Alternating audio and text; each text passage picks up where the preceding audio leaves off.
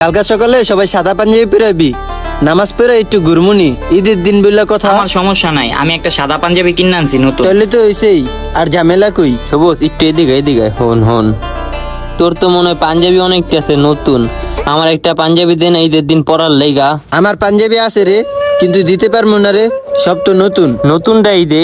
না মামা, দিতে পারুম না। শাইন একটু এদিকে হতো, তোমারও তো মনে হয় পাঞ্জাবি অনেকটা আছে, একটা পাঞ্জাবি দাও না ঈদের দিন পরি। আরে না, পাঞ্জাবি আমারই লাগবে, দিতে পারবো না। এটা করলে ডাক দিছো? বন্ধু বুঝছো, মালিকের টাকা দেয় নাকি দেখে নতুন একটা পাঞ্জাবি কিনতে পারি নাকি, তোর থেকে একটা পাঞ্জাবি থাকলে দে না। ও কিনস না আগে কবি না? আচ্ছা তুই চিন্তা করিস না, আমার তো নতুন পাঞ্জাবি দুই তিনটা আছে, হন্তে তোর একটা দিমুনে। ওই আমার থেকে একটা নতুন পাঞ্জাবি চাইছে, তোর থেকেও চাইছে? আমার থেকেও চাইছে। কি রে, তোর থেকেও চাইছে? কই না তো, আমার থেকে তো কোনো পাঞ্জাবি চাই নাই। আচ্ছা বন্ধু, ওরা সবটিতে সত্যি কথা কয়ে আমার অপমান করলো, তুই মিথ্যা কথা কইলি কি লেগা?